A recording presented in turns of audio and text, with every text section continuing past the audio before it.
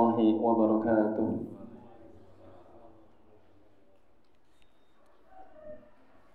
إن الحمد لله نحمده ونستعينه ونستغفره ونعوذ بالله من شرور أنفسنا ومن سيئات أعمالنا من يهده الله فلا مضل له ومن يضلل فلا هادي له. أشهد أن لا إله إلا الله وحده لا شريك له وأشهد أن محمدا عبده ورسوله. اللهم صل وسلم وبارك على نبينا وسيدنا وقدوتنا محمد صلى الله عليه وسلم وعلى آله وصحبه ومن تبعهم بإحسان إلى يوم الدين.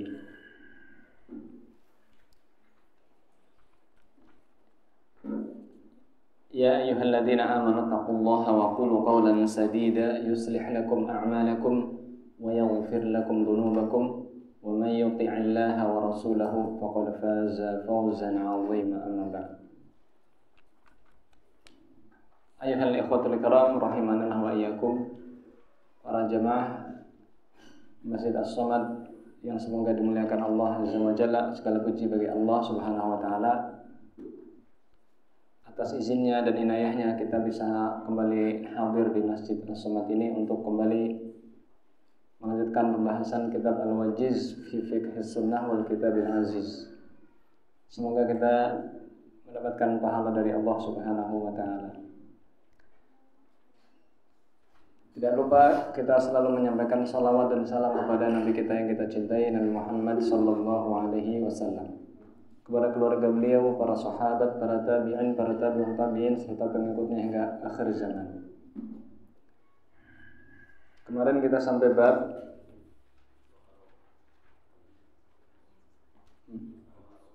al-ghusl.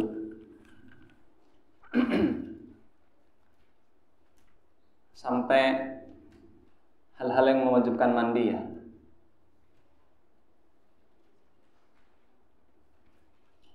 Dan mandi yang sempurna.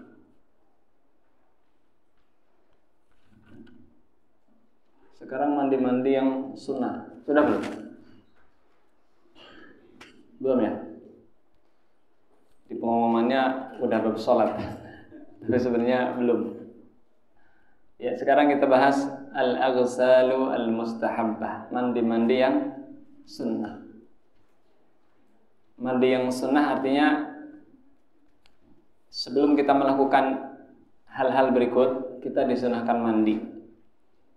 Sebelum kita melakukan perbuatan ini, kita disunahkan untuk mandi.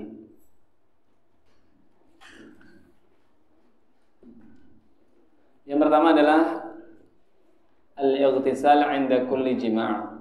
Mandi setiap kali akan jima'.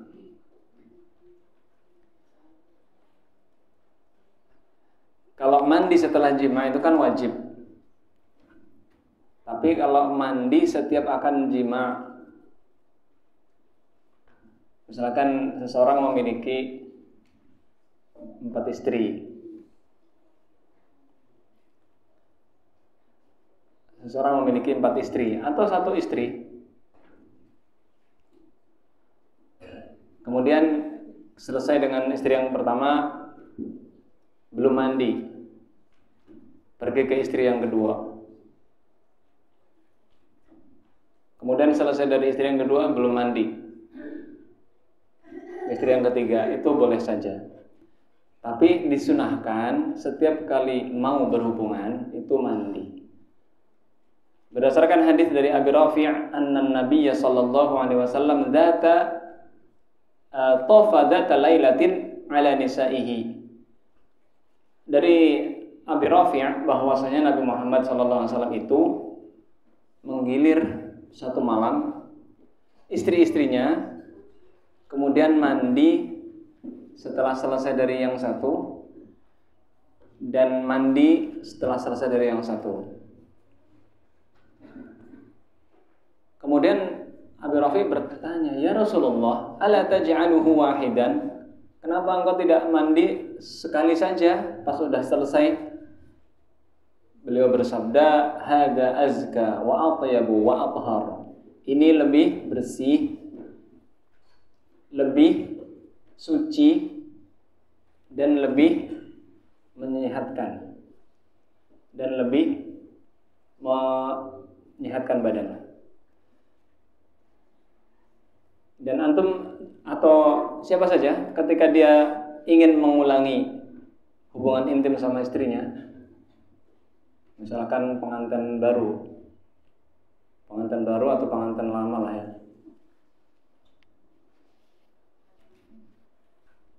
dia misalkan kangen tuh habis dari luar kota atau pengantin baru masih honeymoon ya, bulan madu. Setelah itu setelah itu Arif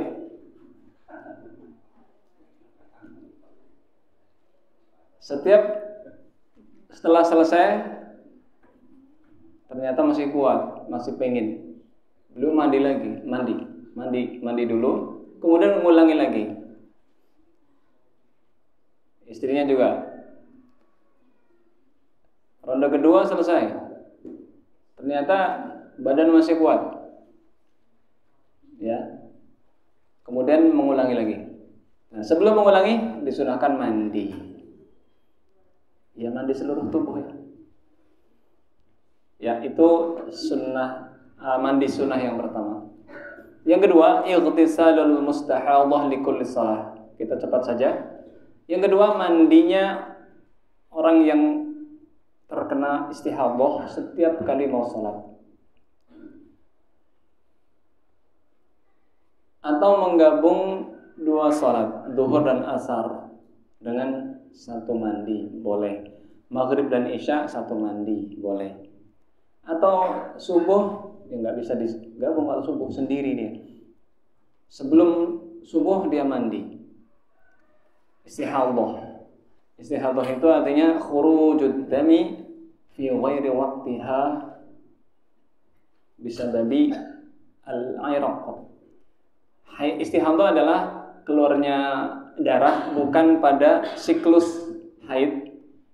Keluarnya darah bukan pada siklus haid, tetapi karena penyakit pembuluh darah pecah. Itu namanya istihadhah. Atau haidnya itu nggak berhenti-berhenti. Nah, berarti bukan haid lagi, berarti itu namanya istihadhah. Berdasarkan hadis dari Ummu Habibah bahwa beliau itu istihadhah di zaman Nabi Muhammad SAW. Kemudian Nabi Muhammad SAW itu amaraha bil ghusli li kulli salatin. Rasulullah SAW menyuruh Ummu Habibah untuk mandi setiap kali mau sholat. Ini sunnah. Yang wajib adalah orang yang istihadhah membersihkan area farjinya, kemudian memakai pembalut, kemudian sholat. Kalaupun keluar darah ketika dia sholat nggak apa-apa, karena itu darah penyakit, bukan darah haid. Kalau darah haid itu darah normal. Wa fi riwayatin anha ustuhidat imra'atun ala ahdi Rasulillah sallallahu alaihi wasallam. Dan pada riwayat yang lain, seorang wanita mengalami istihadhah di zaman Rasulullah sallallahu alaihi wasallam. Fa umirat an tu'ajjila al-'asra wa tu'akhkhira adh-dhuhra. Dia disuruh untuk menyegerakan asar dan mengakhirkan zuhur. Jadi kalau orang yang istihadhah itu zuhurnya diakhirkan menjelang waktu asar, asarnya dimajukan. Maksudnya pas di awalnya. Itu bagi wanita yang istihadhah. Ini namanya jamak suri. Jamak suri itu artinya dia enggak jamak secara hakiki, tapi dia hanya mengakhirkan zuhur, sudah mau habis waktunya, akhirnya nanti ketemu asar. Nah, asarnya diawalkan. Itu namanya jamak suri. Tetap di waktunya masing-masing sebenarnya jamak suri ini. Wa taghtasilu lahum ghuslan wahidan. Nah, wanita ini mandi untuk sholat zuhur dan asar tadi disatukan, mandinya sekali. Kemudian waktu akhira al-maghriba wa tu'ajjil al-isya. Wanita ini juga disuruh untuk mengakhirkan maghrib. Berarti maghribnya itu diakhirkan, sudah hampir waktu isya, dan memajukan isya. Selesai maghrib langsung masuk waktu isya. Nah, itu bagi wanita yang istihadah. Jadi ada dua cara, mandi setiap kali sholat atau mandi menggabung dua sholat, zuhur asar, maghrib isya, subuh sendiri. Wa taghtasila li sholati subhi ghuslan, dan dia mandi untuk sholat subuh sekali mandi. Itu mandi yang sunnah yang kedua. Yang ketiga, al-ightisalu ba'dal ighma, mandi selesai pingsan, setelah pingsan. Disunahkan bagi orang yang pingsan ketika dia sadar siuman maka untuk mandi. Berdasarkan hadits Aisyah, beliau berkata, "Saqala Rasulullah sallallahu alaihi wasallam faqala," Rasulullah alaihi wasallam mengalami sakit yang berat. As-sallan nas, apakah manusia sudah salat? Faqulna la, hum yantazirunaka ya Rasulullah. Belum ya Rasulullah, mereka masih menunggumu. Faqala du'uni ma'an fil mikhdab, siapkan untukku air di bak. Rasulullah dulu sebelum meninggal dunia beliau sempat sakit berat, efek dari racun dari seorang wanita Yahudi masih terasa sampai beliau pas sakit itu. Kemudian beliau pingsan. Nah, setelah beliau pingsan bangun, beliau minta disiapkan air. Tujuannya apa? Untuk mandi. Faqala fa'alna. Aisyah mengatakan, kemudian kami menyiapkan bak berisi air, kemudian beliau mandi. Tsumma dhahaba liyanu'a fa'ughmi alaihi. Kemudian beliau selesai mandi mau bangkit, kemudian pingsan lagi. Saking berat sakit beliau. Summa afa, kemudian bangun. Faqala asallan nas, apakah manusia sudah salat? Kami mengatakan hum yantazirunaka ya Rasulullah, mereka belum salat ya Rasulullah. Kemudian beliau bersabda, "Du'uni ma'an fil mikhdab." Letakkan untukku, siapkan untukku air di bak. Qala fa fa'alna faghtasala thumma dhahaba liyanu'a fa ughmi alayhi. Kemudian beliau ingin bangun lagi, ingin salat, ingin ke masjid. Masjidnya kan dekat ya. Jadi rumah Rasulullah sama masjid itu jaraknya 1 meter. Jaraknya 1 meter, dekat banget. Beliau pingsan, kemudian bangun lagi sampai 3 kali. Kemudian baru beliau mengutus seseorang untuk menyuruh Abu Bakar untuk mengimami salat. Yang keempat, al-ightisal min dafnil musyrik, mandi setelah menguburkan orang musyrik. Li hadits Ali, berdasarkan hadits Ali radhiyallahu anhu annahu atan nabiyya sallallahu alaihi wasallam faqala inna Aba Talib mata faqala idhhab fawarihi falamma waraituhu raja'tu ilaihi faqala ightasil. Hadis ini riwayat Abu Dawud dan An-Nasa'i, sanadnya sahih. Mandi setelah menguburkan orang musyrik.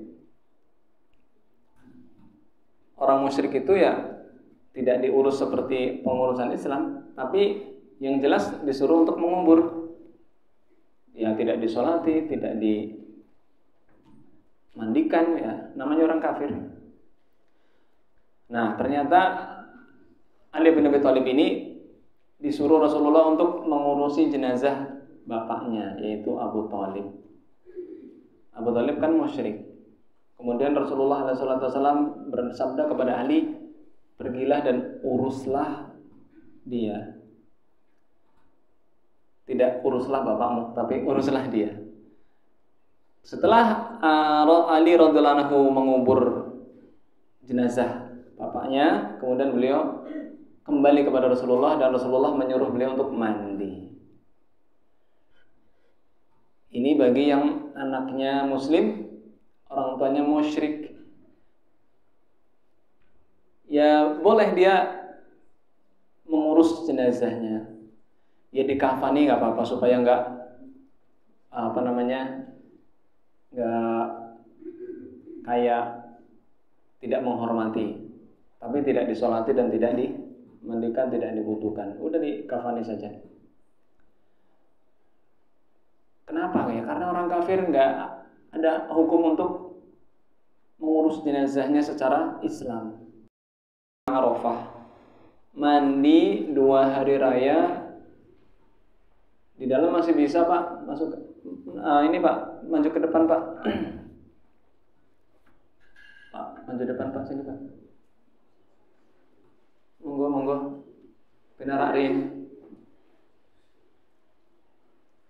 Kasihan di luar dingin, ada banyak nyamuk juga. Deketan biar anget. Raya dan hari Arafah. Ini kalau nggak junub ya, ya wajib. Berdasarkan hadis yang diriwayatkan oleh Imam Baihaqi dari jalan Imam Asy-Syafi'i dari Zadan, beliau berkata, Sa'ala rajulun 'Aliyan 'anil ghusli. Seseorang bertanya kepada Ali tentang mandi. Qala ightasil kulla yawmin in syi'ta. Ali radhiyallahu anhu mengatakan, mandilah setiap hari jika engkau mau. Faqala la. Dia berkata, enggak bisa. Al-ghuslu alladhi huwal ghuslu. Enggak bisa aku mandi yang seperti mandi wajib. Kemudian Ali berkata radhiyallahu anhu, yaumal jum'ah wa yaum arafah wa yaum nahr wa yaumul fitr. Ya sudah, kalau kamu enggak bisa mandi tiap hari, maksudnya mandi yang sunnah ya. Kalau mandi wajib ya harus. Ini mandi membersihkan dengan niat membersihkan badan atau mendinginkan supaya selain mandi wajib ya. Ya udah, kalau kamu malas mandi, ya mandilah mandi hari Jumat, Yaum Arafah, hari Nahar, dan hari Idul Fitri. Antum jangan membayangkan kenapa ya orang di sono nggak tiap hari mandi. Iya, orang sono nggak tiap hari mandi. Karena suhunya kan kering. Jadi jangan antum membayangkan di Arab setiap hari mandi. Ya kalau mandi wajib ya harus ya. Tapi ini mandi yang selain mandi wajib itu nggak setiap hari. Ya mungkin kita setiap hari mandi, sehari mungkin 2 kali, pagi sore. Tapi kalau orang sono enggak. Jadi kalau misalkan mereka safar itu nggak mandi berapa lama tuh? Mandinya itu ya kalau junub. Kalaupun mau ya udah hari Jumat atau hari Arafah. Ya. Kalau kita di Indonesia nggak mandi sekali kan udah bau apa? Bau sayur. Bau asem. Kalau di sono ya nggak seperti kita. Nggak tiap hari mandi. Yang keenam, al-ghuslu min ghuslil mayyit. Memandikan orang dan mandi bagi orang yang memandikan mayit. Siapa yang mengurus jenazah, dia memandikan, maka disunahkan mandi. Ya, salah satu hikmahnya karena ketika kita mengurus jenazah itu kan kadang-kadang menyentuh hal-hal yang najis seperti kotoran, dan kita kan memijit-mijit perut dia kan, ya kan bisa saja ada yang keluar, dan kita mewudukan, kemudian memandikan, menguruslah, nah, supaya kita bersih lagi. Berdasarkan hadis Rasulullah SAW bersabda, man ghassala maitan falyaghtasil. mayyitan. Barang siapa memandikan jenazah maka mandilah.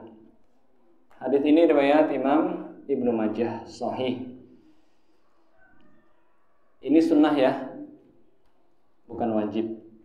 Yang ketujuh, al-ghuslu lil ihrami bil umrati awil haji. Mandi untuk ihram baik umrah atau haji. Ihram itu artinya berniat untuk memasuki ibadah umrah atau haji. Dan ihram ini harus di mikot-mikotnya sesuai dengan posisi dia dari arah mana. Kalau dari arah Madinah di Bir Ali, kalau dari arah Syam beda lagi, dari arah Irak beda lagi, dari arah Yaman beda lagi, dari arah Najd beda lagi, dari Mekah beda lagi. Nah, ketika dia mau ihram beda dengan baju ihram ya. Mau ihram itu mau niat umroh, itu namanya ihram. Kalau dia sudah masuk mikot, itu kan dia niat untuk berumrah, maka dia disebut sudah ihram. Nah, kalau sudah ihram, ketika mau ihram disunnahkan mandi. Mandi pakai minyak wangi ya di badannya. Di bajunya nggak boleh, atau di kain ihramnya nggak boleh.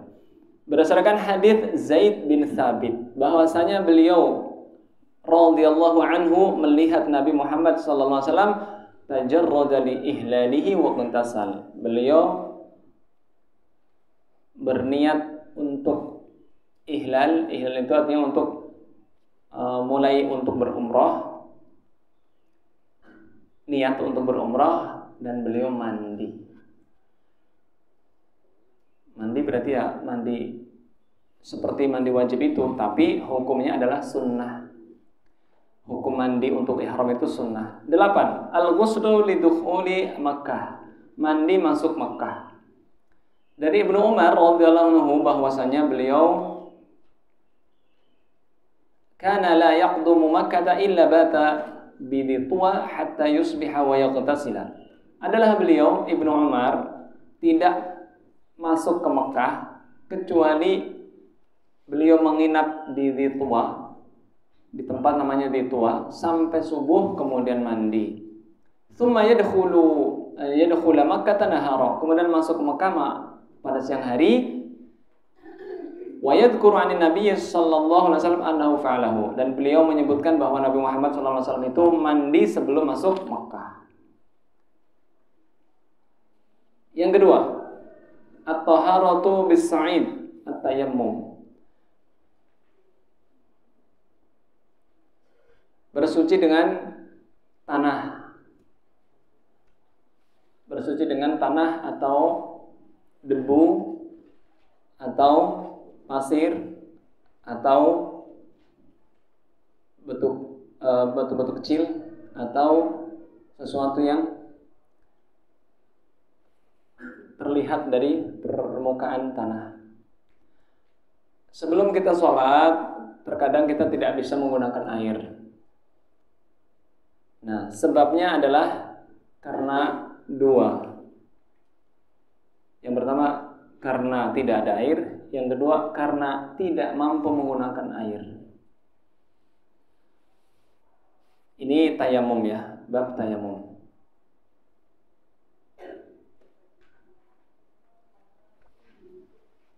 Tayamum.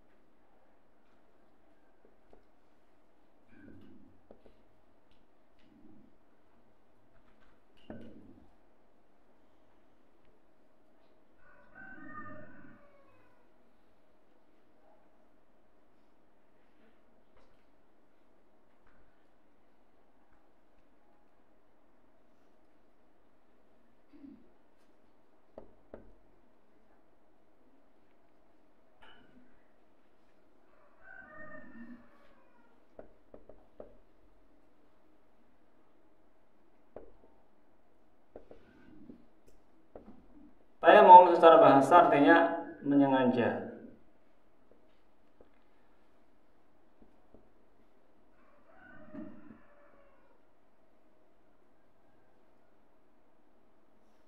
Adapun secara istilah adalah darbul kaffaini biturab,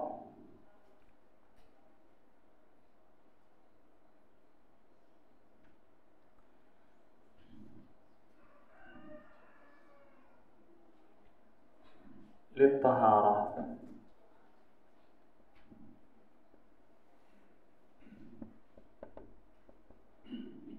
بكيفية مخصوصة.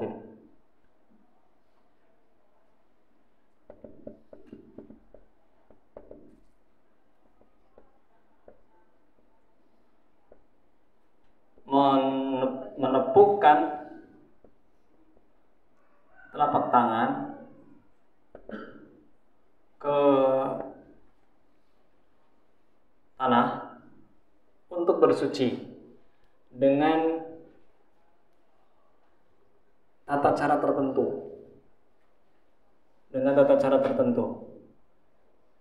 Dalilnya adalah surat Al-Maidah.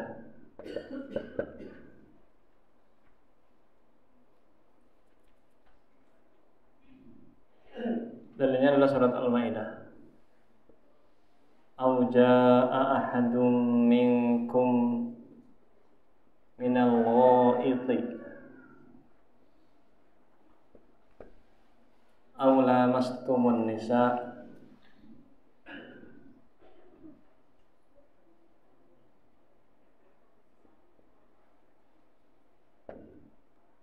falam tajidu ma'an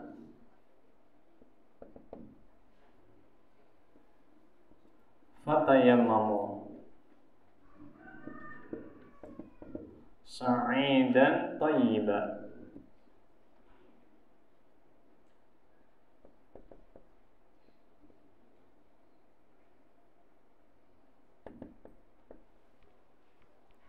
Allah Subhanahu wa taala menjadikan tayamum ini sebagai badal dari berwudu. Famsahu biwujuhikum wa aydikum.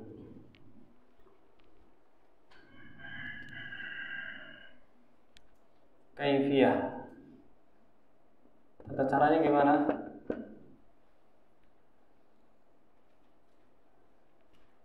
Syaratnya niat dalam hati.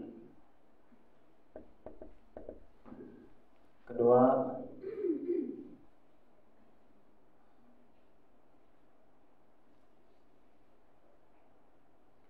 rukunnya pertama adalah menepukkan kedua telapak tangan ke tanah atau ke debu. Dua, mashu al-wajhi wal yadaini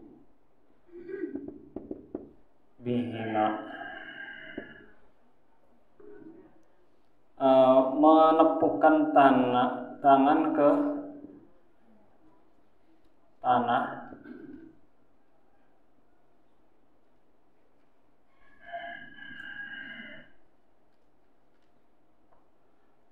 dan lalu mengusap wajah dan punggung telapak tangan dengan keduanya dan punggung telapak tangan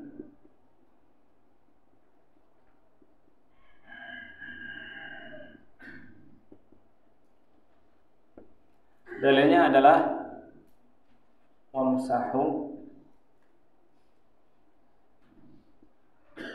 biwujuhikum wa aydikum.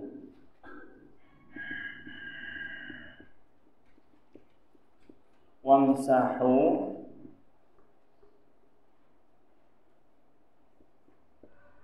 biwujuhikum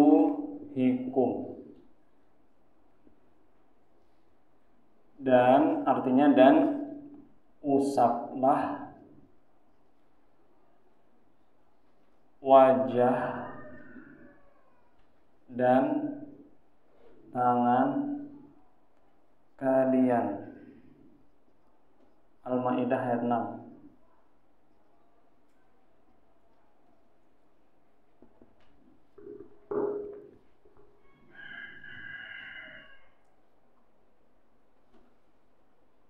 Alatnya apa?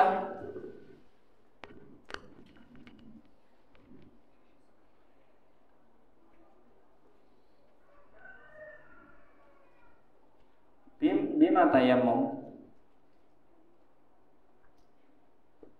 Bima tayammum.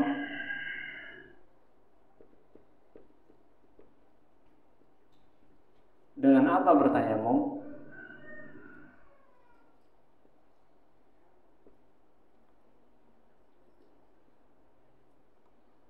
Satu, tanah.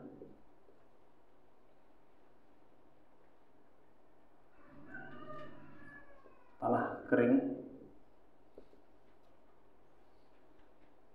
Debu yang menempel di suatu permukaan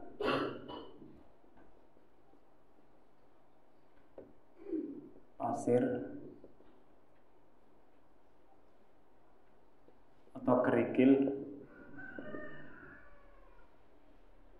bisa juga di batu atau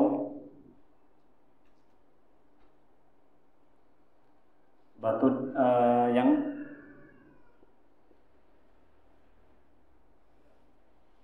di alam.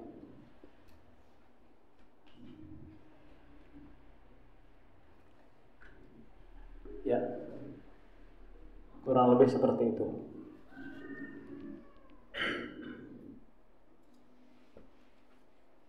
Di sini syarat tayamum dibolehkannya, syarat dibolehkan tayamum. Ada dua, satu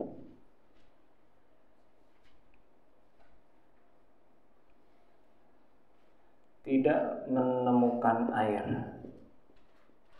tidak ada air. Tidak ada air maksudnya sudah mencari.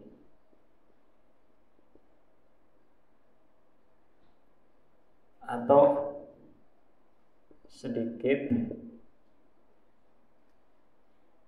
hanya cukup untuk minum.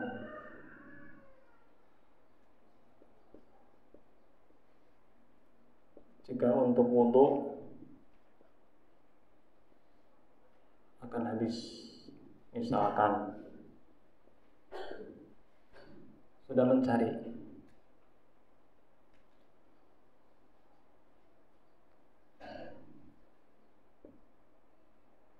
Yang kedua, syaratnya adalah ada air, tapi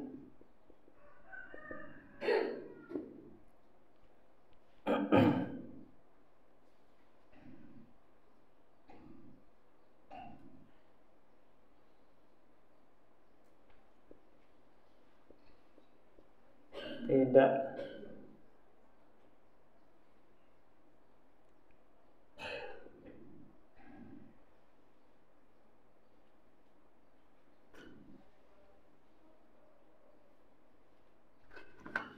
ada air tapi tidak mampu karena sakit.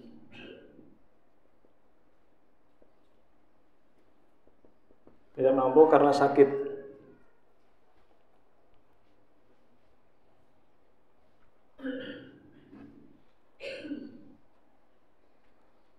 Bagian tubuh diperban.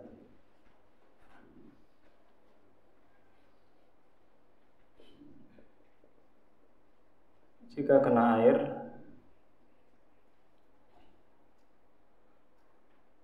akan memperparah sakit atau lama sembuh.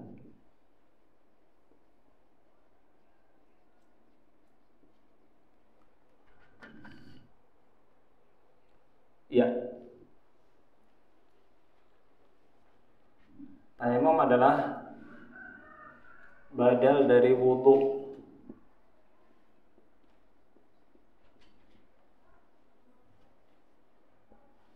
Badal dari wudu tayamum sama aja dengan rukhsah dari Allah, keringanan.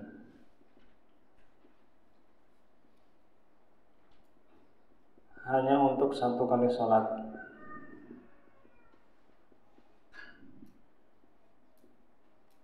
Bisa untuk hadas kecil dan besar.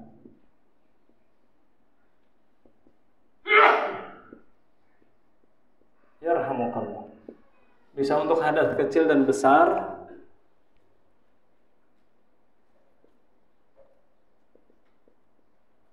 Baik mukim atau safar.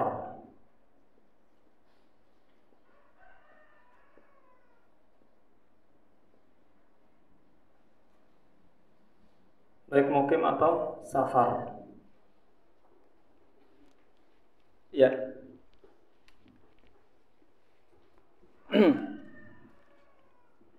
Biasanya wedang ubuh, ini wedang apa?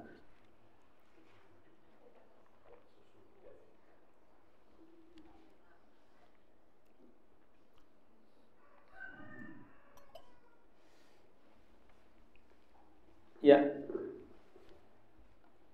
Tayamum. Di sini banyak perselisihan para ulama caranya, atau ada dua. Intinya tayamum itu adalah badal dari wudu atau mandi. Bisa untuk hadas kecil atau hadas besar. Rukhsah, keringanan dari Allah Subhanahu wa taala.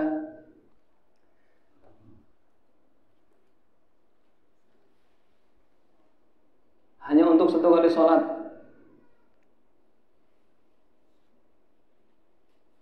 Baik kita mukim atau safar. Allah Subhanahu wa taala sangat menyayangi kita.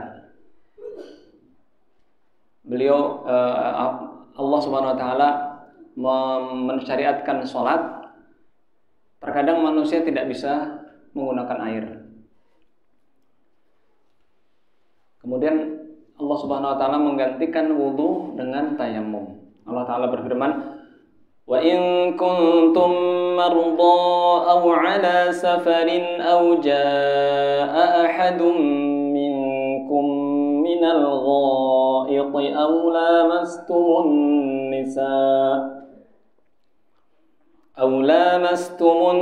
nisaa falam tajidu ma'an fatayammamu sa'idan thayyiban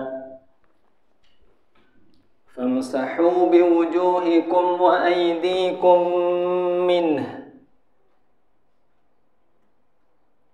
Ini solusi bagi orang yang tidak bisa berwudu.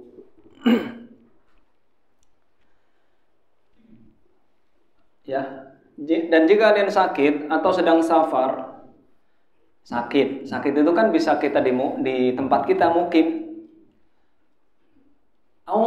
Ala safar, atau kalian sedang safar, atau salah seorang dari kalian sudah buang air atau selesai buang air, aw lamastumun nisa, atau kalian menyentuh wanita.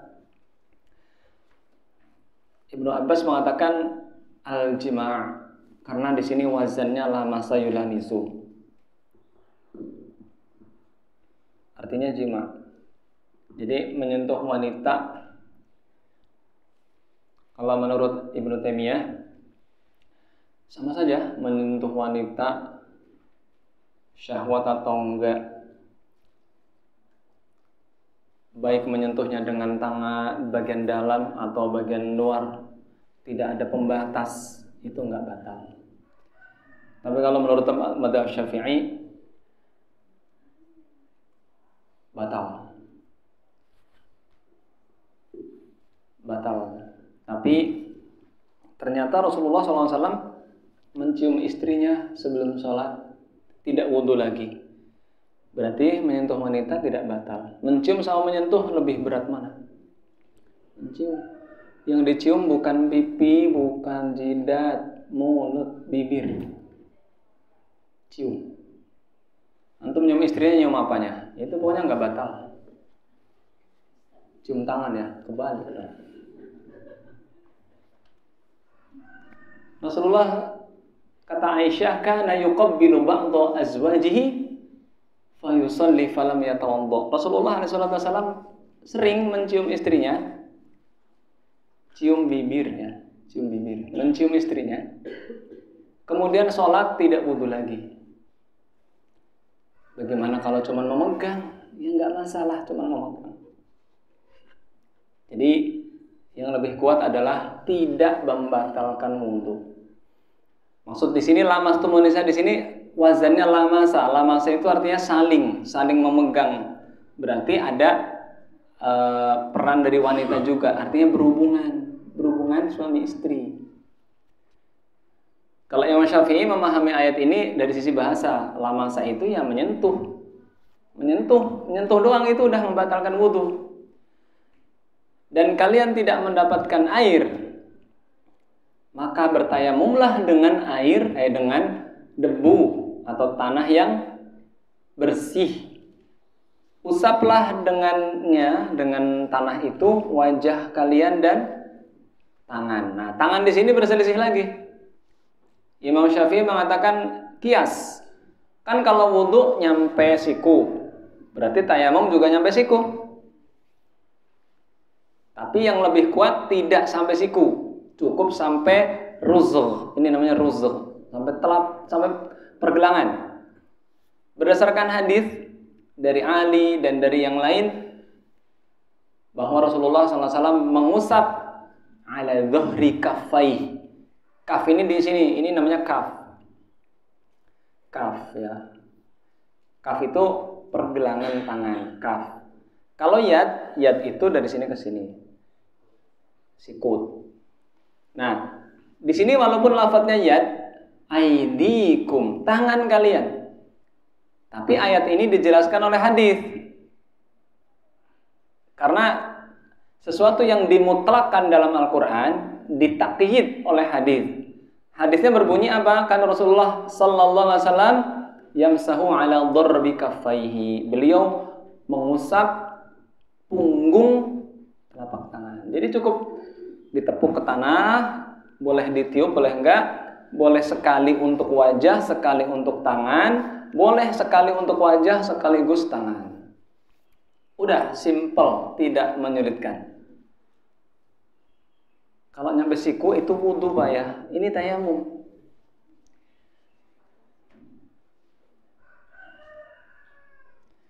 Dan di sini biwujuhikum. Kalau Imam Syafi'i biruusikum itu sebagian. Dalam ayat wudu faghsilu wujuhakum wa aydiyakum ilal marafiq wamsahu biruusikum. Kalau kata Imam Syafi'i, bi di sini ba'diyah, sebagian kepala. Oh, berarti Imam Syafi'i kalau ngusap itu cuman segini. Bukan begini-begini, tapi segini. Nah, tapi kalau di sini Imam Syafi'i, bi di sini artinya semua, tangan. Nah, inilah ya. Jadi pemahaman ulama bisa berganti-ganti. Nah, bi pada ayat biru usikum kata Imam Syafi'i sebagian kepala. Tapi kalau bi wujuhikum wa aidikum kata Imam Syafi'i semua dari sini. Nah, itu madhabnya Imam Syafi'i. Tapi kita tidak boleh fanatik terhadap madhab. Kita cukup lihat hadis Rasulullah seperti apa. Nah, ternyata Rasulullah Sallallahu Alaihi Wasallam itu, ya, wadaraba bikaffaihi al-ardo, menepuk telapak tangannya ke tanah, wa nafakha fihima, tiup, tsumma masaha bihima, kemudian mengusap dengannya wajhahu wa kaffaihi. Nah, di sini ditaksis, ditakyid, dan kedua telapak tangan. Telapak tangan mana? Ini. Ini hadis Bukhari Muslim. Jadi itu yang lebih kuat. Tidak sampai sikut. Wudu, tayamum. Kalau wudu sampai sikut. Kalau tayamum yang lebih kuat tidak sampai sikut, tapi sampai pergelangan saja. Terus kenapa Imam Syafi'i kok mengatakan sampai sikut? Kias ke wudu. Wudu itu kan wamsahu biru'usikum wa aydiyakum. Waghsilu wujuhakum wa aydiyakum. Basuhlah wajahmu dan tanganmu. Tangan. Tapi kan ada penjelasannya, ilal marafiq. Ternyata di ayat ini, di ayat yang tayamum itu tidak ada kata-kata ilal marafiq. Cuma sampai biwujuhikum wa aydikum, dan tangan kalian. Paham ya Pak ya? Inilah letak perselisihan antara para ulama Hanafiyah, Hanabilah, dan Malikiyah dengan ulama Syafi'iyah. Berarti tandanya udah selesai nih. Sudah ada pertanyaan? Ya, karena sudah jam 6, kita lanjutkan pada pertemuan yang akan datang. Sekarang kita tanya jawab.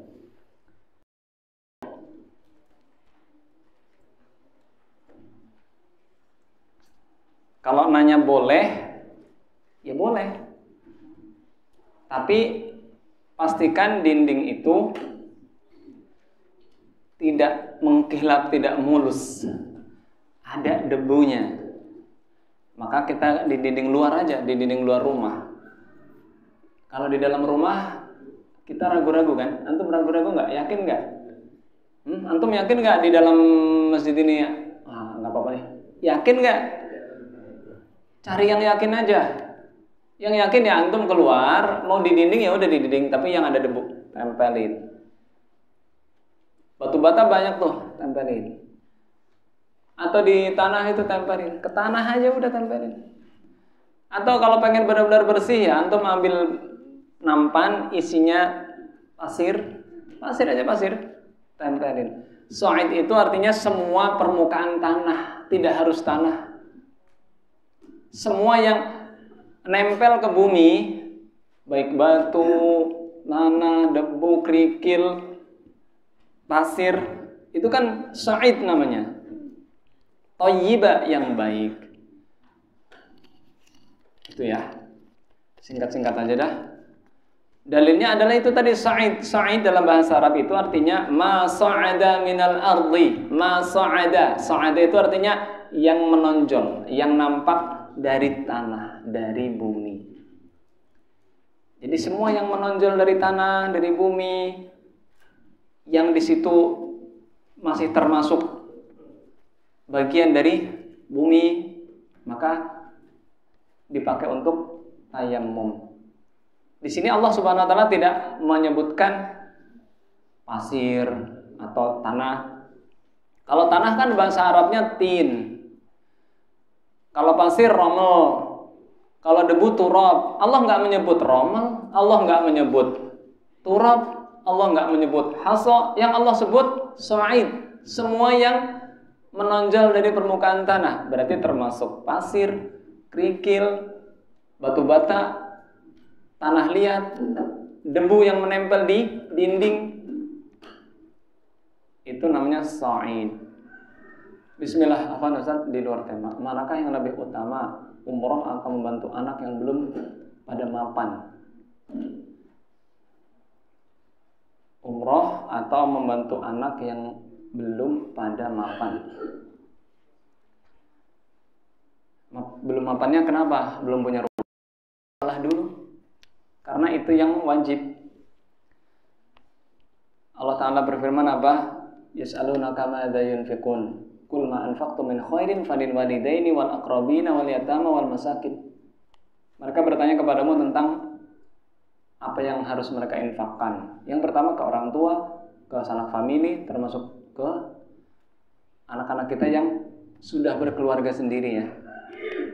Kalau anak-anak kita sudah berkeluarga, itu kita sifatnya membantu kalau memang mereka membutuhkan. Tapi kalau mereka belum balik dan masih sama kita, ya kita masih wajib.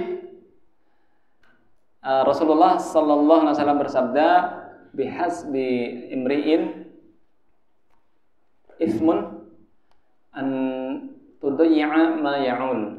Cukuplah seseorang itu menyanyiakan keluarganya atau menyanyiakan